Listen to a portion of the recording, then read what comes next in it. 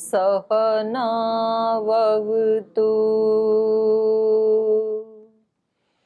सहनौ भुनक्तु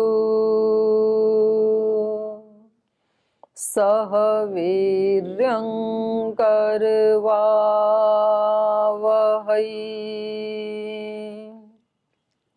तेजस्विनावधीतमस्तु मा विद्विषावहै। ॐ व्रतानां व्रतपते व्रतं चरिष्यामि तच्छकेयं तन्मे राध्यताम् इदमहमनृतात् सत्यमुपैमि। ॐ शान्ति शान्ति शान्तिः।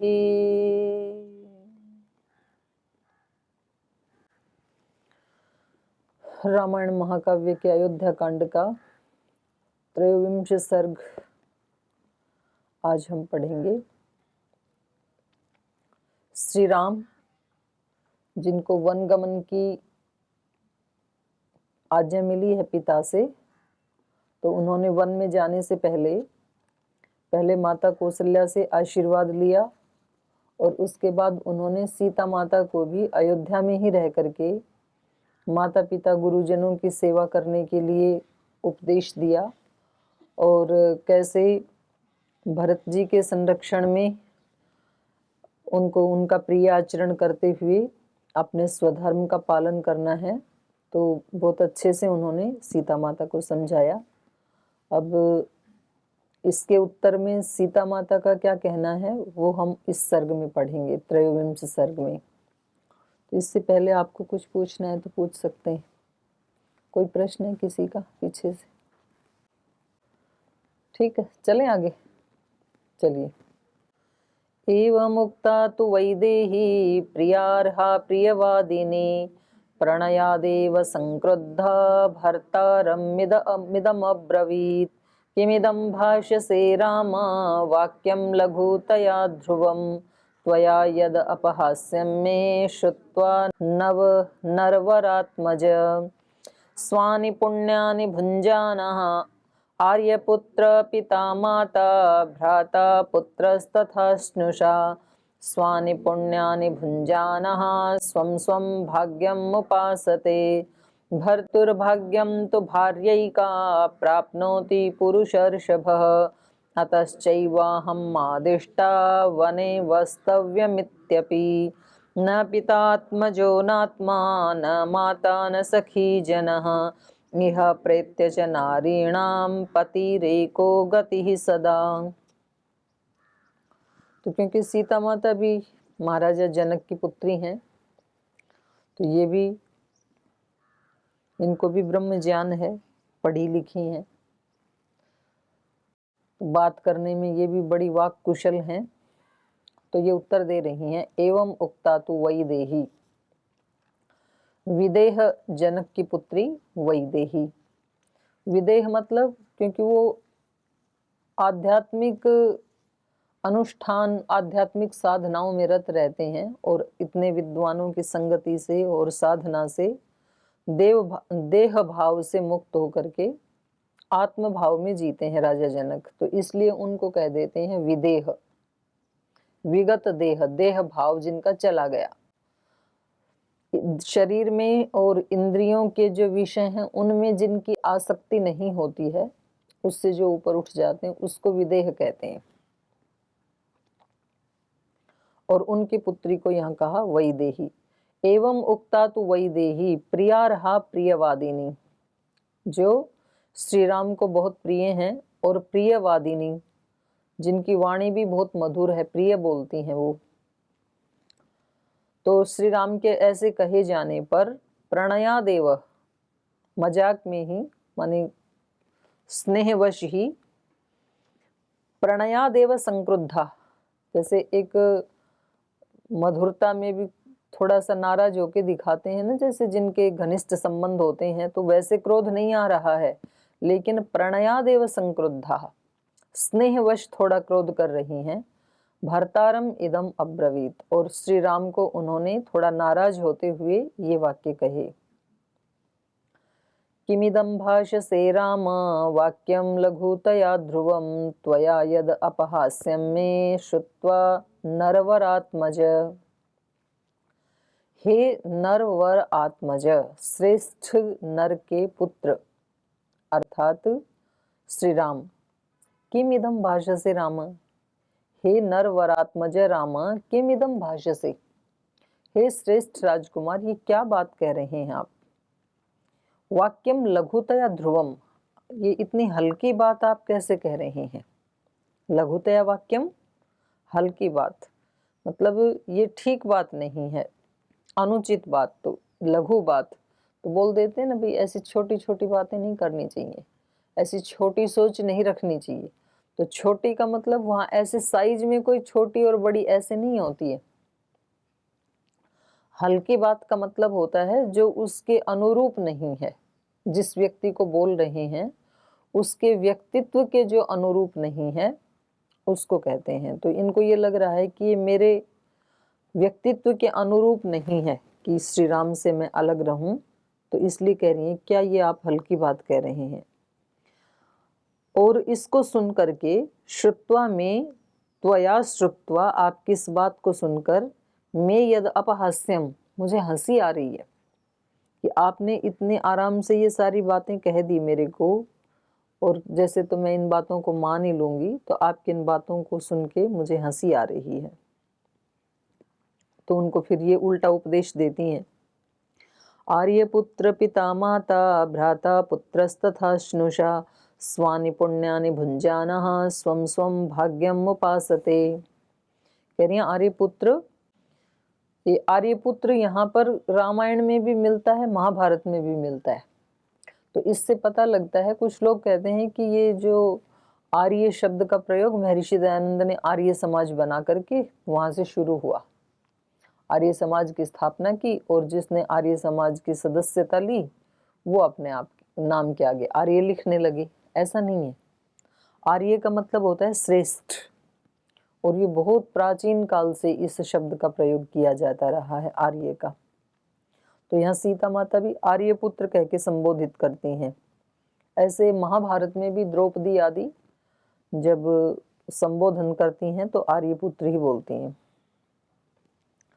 आर्यपुत्र पिता माता भ्राता पुत्र तथा स्नुषा, ये सब के सब, स्नुषा मतलब पुत्र वधू, ये सब स्वानि पुण्यानि भुंजाना, अपने अपने पुण्यों का भोग करते हुए, स्वम स्वम भाग्यम उपासते, अपने अपने भाग्य का इनको फल मिलता है, कर्म फल मिलता है, जैसे जैसे जिसने किया।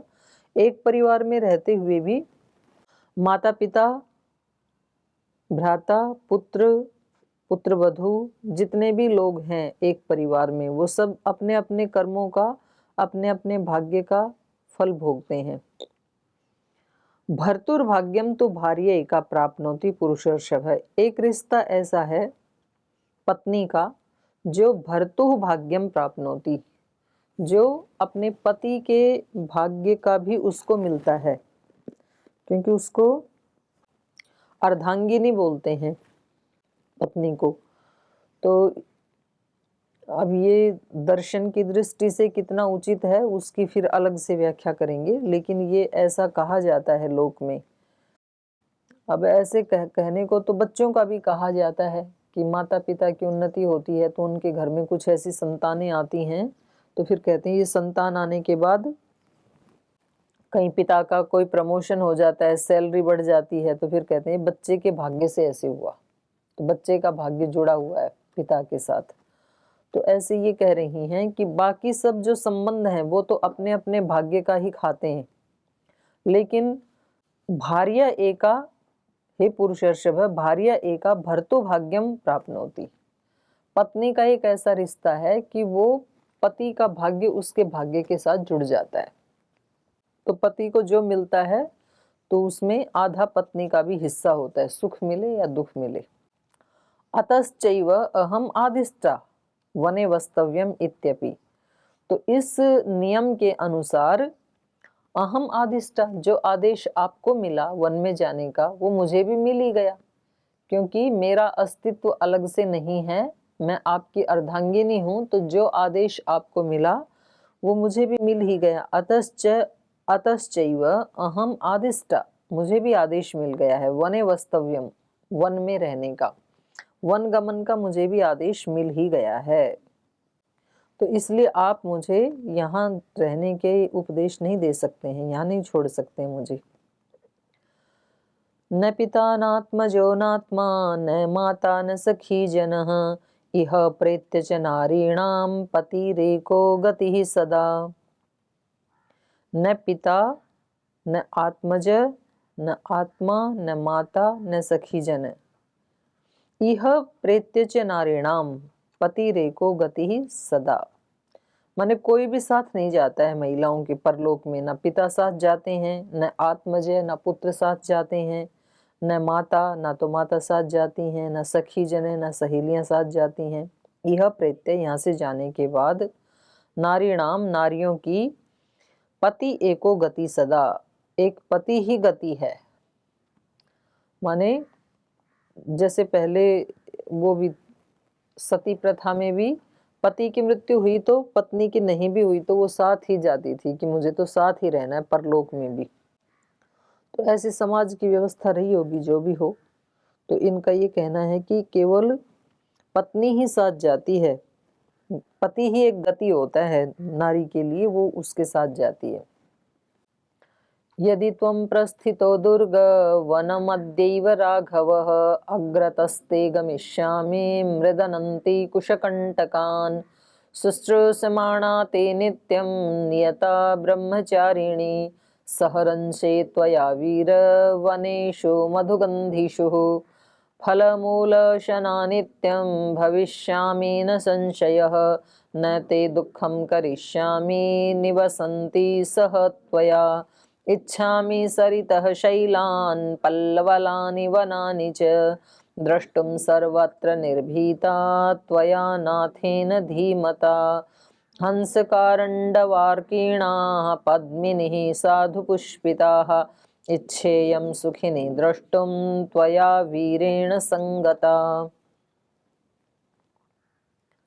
यदि त्वं दुर्गम प्रस्थितः, यदि तुम दुर्गम वन में प्रस्थान करेंगे, दुर्गम वनम, ये दुर्ग की जगह ना दुर्गम कर लेना। यदि तुम दुर्गम वनम अद्यैव प्रस्थित राघव, हे राघव यदि तुम इस दुर्गम वन में आज ही प्रस्थान करेंगे तो अग्रतस्ते गमिष्यामि, मैं तो तुम्हारे भी आगे चली जाऊंगी, तुम्हारे से पहले ही चली जाऊंगी। अग्रतस्ते गमिष्यामि, मैं आपके आगे आगे चलूंगी, पीछे नहीं चलूंगी। मृदनंती कुशकंटकान, जो भी आगे कांटे वांटे आएंगे, पत्थर रोड़े आएंगे, उन सबको हटाऊंगी ना आपके आगे आगे, ताकि आप आसानी से चल सकें। तो भले ही उनका शरीर नाजुक है, राजकुमारी हैं, लेकिन भावना ऐसी है, तो पता नहीं वो खुद ही कांटों को कैसे हटाएंगी, वो एक अलग बात है। लेकिन भाव ये है कि मैं आपसे भी आगे चलूंगी, पीछे चलने की बात नहीं कह रही हैं, जहां आप चलोगे वहां चलूंगी ऐसे नहीं कह रही हैं। बोले आप यदि आज ही चलोगे तो मैं आपसे आगे आगे चलूंगी। तो कोई भी किसी के साथ जिसका संबंध है, जहां संबंधों में प्रियता की बात होती है, तो ऐसी भावना होनी चाहिए कि भाई जहां कहीं आपको कष्ट आएगा तो उससे आगे हम चलेंगे। जैसे श्रद्धेय स्वामी जी महाराज ने आंदोलन किया तो बहुत लोग नारा देते थे ना, स्वामी जी आगे बढ़ो, हम तुम्हारे साथ हैं। तो ऐसे तो बहुत लोग बोल देते हैं जी आप आगे आगे चलो, हम आपका अनुसरण करेंगे। पर उससे भी ज्यादा घनिष्ठता और प्रियता तब दिखती है कि जी आपको यदि चलना है तो हम आपसे आगे चलेंगे। मतलब कोई ऐसी कहीं प्रतिकूल परिस्थिति है तो फिर जिनके प्रति हमारी श्रद्धा है, प्रेम है, उनसे आगे चलना चाहिए। जैसे जंगल आदि में चल रहे हैं और कहीं स्वामी जी भी साथ में हैं, तो पीछे नहीं चलना चाहिए जंगल में। तो कोई शेर वगैरह आएगा तो ठीक है, स्वामी जी सुलट लेंगे, हम तो पीछे ही रहें, ऐसे नहीं, आपको आगे चलना चाहिए। कांटे हटाने के लिए, झाड़ झंखाड़ हटाने के लिए वहाँ आगे चलना चाहिए। और जब कहीं ऐसी जगह में जा रहे हैं, किसी मंदिर में, किसी आश्रम में, तब पीछे रहना चाहिए, तब आगे नहीं चलना चाहिए। या कहीं कोई दरवाजा आए तो आगे जाके पहले दरवाजा खोलना चाहिए। तो ये व्यवहार भानों में सारे व्यवहार लिखे हैं, कब आगे चलना है, कब पीछे चलना है। तो सीता माता ने पढ़ा होगा व्यवहार भानु, तो इसलिए कह रही हैं यदि आज ही आप वन में जाएंगे तो मैं आपसे आगे चलूंगी। मृदनंती कुशकंटकान, बहुत जो कुश के समान तीखे तीक्ष्ण जो कांटे होंगे उनको मृदनंती, उनका मर्दन करती हुई, उनको रौंदती हुई। शुश्रूषमाणा ते नित्यं नियता ब्रह्मचारिणी सहरंशे त्वया वीर वनेषु मधुगंधीषु। और ते शुश्रूषमाणा, तुम्हारी सेवा करते हुए, सेवा करूंगी वहां जाकर के, नित्यम प्रतिदिन, नियता नियम से, नियता मतलब बिना कोई बीच में खंडन किए, अखंड, अखंड रूप से नित्य आपकी सेवा करूंगी। और नियता ब्रह्मचारिणी, और ब्रह्मचर्य व्रत का पालन करते हुए संयम पूर्वक। ऐसा नहीं है कि आपको कहीं मेरे साथ रहने से, ये बहुत बड़ी बात है, तो उस समय भी वो 14 वर्ष वन में रहे, लेकिन बहुत लोग इसका उदाहरण देते हैं आज भी, ना उनके पास कोई ऐसी कोई दवाई थी, कोई औषधि थी वन में, लेकिन 2 ही गए थे तो 2 ही वापस आई। सीता और राम, मतलब 3 गए थे तो 3 ही वापस आई, नहीं तो 14 साल में तो कई बाल बच्चे साथ में आते 2-4, और उस समय तो वैसे भी बहुत सारे बच्चे होने की प्रथा थी। शुश्रूषमाणा ते नित्यं नियता ब्रह्मचारिणी सहरंशे त्वया वीर वनेषु मधुगंधीषु। हे वीर, ते शुश्रूषमाणा, तुम्हारी सेवा करते हुए, नित्यम नियता ब्रह्मचारिणी, और ब्रह्मचर्य व्रत का पालन करते हुए, संयम से रहते हुए। नहीं तो लोग ऐसे सोचते हैं ना कि शादी कर ली तो विलासिता का लाइसेंस मिल गया। ऐसा नहीं, ऐसा हमारे वैदिक धर्म में ऐसा नहीं है। केवल संतति उत्पत्ति के लिए मात्र ब्रह्मचर्य खंडन की अनुमति धर्म देता है।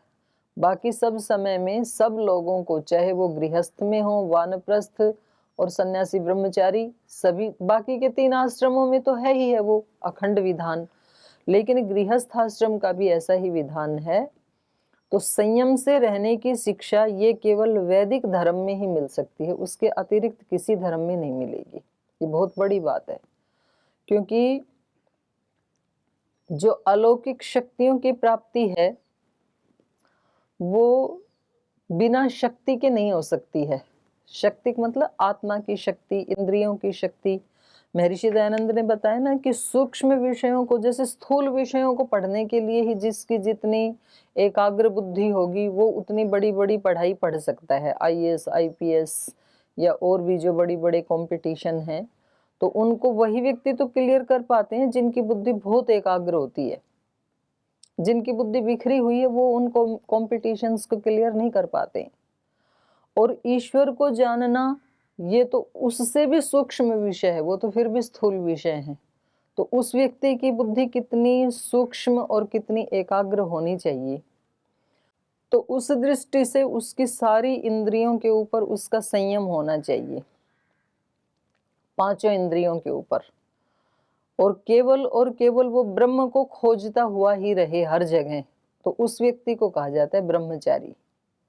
तो इसलिए यहाँ सीता माता कह रही हैं, मैं नियत ही, नित्य ही ब्रह्मचारी, ब्रह्मचारिणी माने ब्रह्म की आराधना करते हुए, संयम पूर्वक रहते हुए आपकी सेवा करूंगी वहां वन में, कोई भी बाधा नहीं डालूंगी आपके कार्य में।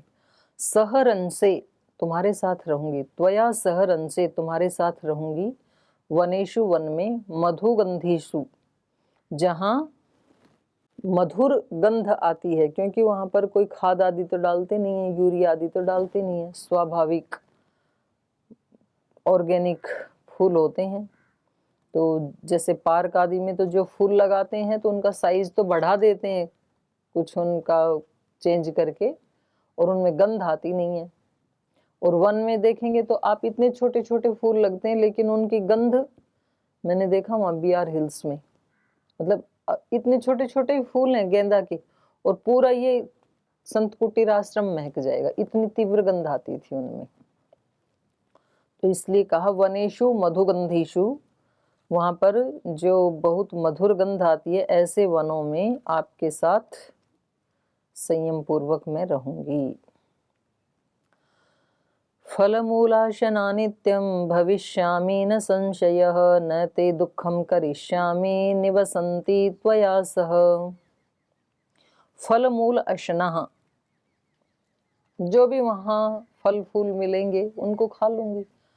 तो ये बात भी मेरे को समझ में आती है कि ये जो ऋषि इतने लंबा लंबा जीवन जीते थे ना, तो ये एक तो वनों में रहते थे तो ऑक्सीजन शुद्ध, दूसरा प्राणायाम करते थे 3-3, 4-4, 5-5, 6-6 घंटा, तो प्राण पुष्ट, कोई रोग है तो भी निकल जाएगा। और तीसरा फल आदि खाते थे, पक्व अन्न कम खाते थे क्योंकि वहां पकाने को है ही नहीं। कच्चा खाओ जीवन बढ़ाओ, आयुर्वेद का सिद्धांत है, जो जितना कच्चा खाएगा वो उतना लंबा जिएगा। तो ये इसलिए ज्यादा जीते थे। और फिर कोई टेंशन नहीं है, अपना या तो अध्ययन अध्यापन का कार्य या तो साधना का कार्य, क्योंकि आश्रम होते ही उस समय ऐसे वन प्रदेश में होते थे, ऐसे गांव के शहर के बीच में नहीं होते थे, ऐसी व्यवस्था थी। इनका आश्रम भी, जैसे वाल्मीकि जी का आश्रम भी, सीता माता गई तो कहाँ था, जंगल में तो था। और जब श्री राम और ये पढ़ने के लिए गए तो भी कहाँ गए थे, वन में गए थे। अयोध्या में भी तो गुरुकुल बनवा सकते थे ना, महाराजा दशरथ राजा हैं, तो इतनी दूर भेजने की क्या जरूरत है, क्योंकि उस समय शिक्षा व्यवस्था की नीति ही ये थी। और ये जो आश्रम हैं उनमें, गुरुकुलों में हजारों हजारों विद्यार्थी पढ़ते थे उस समय भी, और उन सब का खाने पीने का प्रबंध वो राज्य की तरफ से होता था, राजा की तरफ से। उस समय प्रजातंत्र तो था नहीं, राजा होता, तो ये राजा की जिम्मेदारी है। तो वो उनके माता पिता से टैक्स लेंगे, खर्चा लेंगे, जो भी लेंगे, वो क्या व्यवस्था रही होगी राजनीति की, लेकिन आश्रमों का खर्चा पूरा राजा ही चलाते थे। तो इसलिए आश्रम में कभी उनको ये लगता कि भाई 1-2 कमरा और बनाना है, या कहीं पर वृक्ष लगाने हैं, या कुछ भी प्रबंध करना है, तो आचार्य फिर आश्रम से राजा के पास आता था और वो अपनी वो बता के जाता था, जी आश्रम में ये काम करने हैं, तो वो करवा देते थे। तो विद्या पढ़ने पढ़ाने वाले निश्चिंत होकर के केवल एक ही काम में लगे रहते थे, और बाहर के संसार को देखना नहीं तो सहज स्वाभाविक ब्रह्मचर्य का ही पालन होगा, क्योंकि व्यक्ति जैसे इन्वायरमेंट में होगा उसका प्रभाव तो पड़ेगा ना। एक तो बिल्कुल जंगल में रहे व्यक्ति, तो ये एक अलग बात है कि उसके पुराने अपने जो संस्कार हैं, अगर वो बहुत ही प्रबल हैं, तो फिर तो वो जंगल में भी भूल कर देगा। लेकिन यदि उसके बहुत प्रबल संस्कार नहीं हैं, बहुत हल्के हल्के संस्कार हैं पीछे के, तो वो फिर दबे रहेंगे वहां पर, वो अभिव्यक्त उद्बुद्ध नहीं होंगे वहां, क्योंकि वहां इन्वायरमेंट ही नहीं है, जंगल में इन्वायरमेंट ही संयम का है। तो इसलिए वेद में भी आया ये, उपह्वरे गिरिणाम संगमे च नदीनाम धिया विप्रो अजायते। बुद्धिमान विप्र कहाँ तैयार होते हैं, उपह्वरे गिरिणाम, पर्वतों की तलहटी में, संगमे च नदीनाम, जहाँ नदियां बह रही हो, उनका संगम हो, कल कल की ध्वनि आती हो, तो स्नान आदि वहां कर लेंगे। तो ऐसा जो एकांत स्थान है वहां पर ही विद्वान तैयार किए जा सकते हैं, बीच बाजार में नहीं हो सकता है। तो इन्वायरमेंट का भी प्रभाव पड़ता है बहुत ज्यादा। तो यहाँ पर सीता माता कह रही हैं कि मैं फल फूल खा लूंगी, आप ये चिंता मत करो कि भाई ये राजकुमारी है और इसको वहां पर, इसने तो यहाँ पर अनेक अनेक प्रकार के व्यंजनों का सेवन किया है बचपन से लेकर आज तक, तो वहां वन में इसको क्या खिलाएंगे, तो आप इसकी चिंता मत करो। फलमूल अशना नित्यम भविष्यामि, न संशय, आप संशय मत करो इसमें, मैं तो रोजाना फल फूल खा लूंगी। तो इतना व्यक्ति के अंदर वो भी तो होना चाहिए ना, आत्मविश्वास, आत्मधैर्य। नहीं तो सबसे पहले व्यक्ति क्या सोचता है, जी वहां जाएंगे तो वहां भोजन आदि का क्या व्यवस्था रहेगी, सबसे पहले खाने की चिंता होती है, दूसरे नंबर पे सोने की चिंता होती है, जी बिस्तर आदि मिलेंगे वहां, कंबल आदि ठीक से मिल जाएगा, बेड आदि मिल जाएगा, गद्दा मिल जाएगा, नहीं मिलेगा, मन में आता है ना एकदम से कहीं जाते हैं तो। अब BNYS वाले प्रस्थान कर रहे हैं तो पूछ रहे हैं, जी वहां गद्दे आदि तो मिल जाएंगे कि यहाँ से बांध के ले जाएं, भोजन आदि तो ऐसे ही मिलेगा ना जैसा यहाँ मिल रहा है, ऐसे मन में आता है। तो कितनी ये बड़ी बात है कि जहां जा रहे हैं वहां जैसी व्यवस्था होगी उसमें एडजस्ट हो जाएंगे, ऐसे मेंटली प्रिपेयर होना चाहिए व्यक्ति को।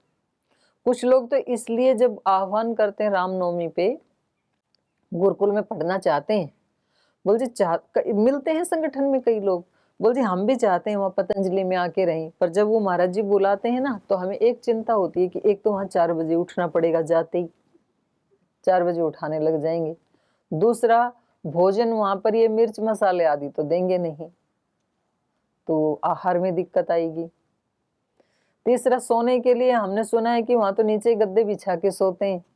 अब बताओ, ये केवल 3 कारणों से उन्होंने जीवन के इतने बड़े लक्ष्य को एक तरफ रख दिया। कितनी कैसी बात है ये, और एक तरफ, और वो तो सामान्य व्यक्ति हैं हमारे जैसे, ये तो राजकुमारी है जिन्होंने कभी जमीन पे भी पैर नहीं रखा, पैर ही मखमल के गद्दों पे रखा, और जिनके चारों तरफ कितने दास दासियां उनकी एक दृष्टि से भी संकेत को पकड़ने के लिए चारों तरफ खड़े रहते थे कि इनकी आंखों से भी पता लगे कि अब इनको क्या चाहिए। अगर वो उनकी दृष्टि भी पानी की तरफ चली गई तो 4 लोग गिलास लेके आएंगे कि हमारे से लेंगे ये गिलास। ऐसे ऐसे नाजों से जो पली इतने बड़े राजा की राजकुमारी, और उसको कोई दिक्कत नहीं हो रही है, उसने ये भी नहीं पूछा कि ये सब हुआ कैसे, कैकेयी ने ये निर्णय किया क्यों, या महाराजा दशरथ ने ये निर्णय क्यों किया, आपका तो राज्य अभिषेक होना था, तो ये सब पूछा ही नहीं उन्होंने, कैसे हुआ, क्यों हुआ। या फिर आज की जैसी कोई होती तो सीधी बोली मैं कोर्ट में जाती हूँ, तू तो बोलेगा नहीं, और मैं देखती हूँ मैं लड़ूंगी कोर्ट केस, तो सारी जिंदगी ऐसे दबता रहा इनसे, तो मैं अब लेती हूँ सारा बदला, ऐसे बोलती हैं लड़कियां। इन्होंने कोई रिएक्ट नहीं किया, इन्होंने ये कि भाई आपको जाना है तो मुझे क्या करना है, मेरे कर्तव्य का फैसला मैं ले लेती हूँ, मेरा कर्तव्य है आपकी सेवा करना, आपके पीछे चलना, तो चाहे वन में रहें महल में रहें। तो ये बहुत बड़ी बात है। तो इन्होंने कहा फूल मूल अशना, मूल आदि जो भी वहाँ फल आदि जो भी फल मिलेंगे या मूल मिलेंगे उनको खा करके नित्यम भविष्यामि न संशय, मैं संतुष्ट रहूंगी, नैते दुखम करिष्यामि, आपको कोई दुख नहीं दूंगी, मैं आपसे नहीं मांगूंगी वहां पर मैं इडली डोसे आलू पराठे नहीं मांगूंगी मैं निवसंती त्वया सह, आपको कोई दुख न देते हुए बल्कि आपकी सेवा करते हुए वहां रहूंगी। तो आप ऐसे चिंता नहीं करना कि इनको साथ ले जाएंगे तो और वन में आफत आ जाएगी। इच्छामि सरितः शैलान् पल्वलानि वनानि च द्रष्टुं सर्वत्र निर्भीता त्वया नाथेन धीमता। सरितः शैलान् पल्लवानि वनानि च द्रष्टुम इच्छामि, मैं भी देखना चाहती हूँ, क्योंकि कभी गई तो नहीं जंगल में, वन में सुना है बस उसका वर्णन, तो मैं जंगल में बहने वाली सरिताओं को, नदियों को देखना चाहती हूँ, शैलान पर्वतों को, पल्वलानी फूलों को, पत्तों को, वनानी च द्रष्टुम इच्छामि, मैं भी उनको देखना चाहती हूँ, जंगल में घूमना चाहती हूँ।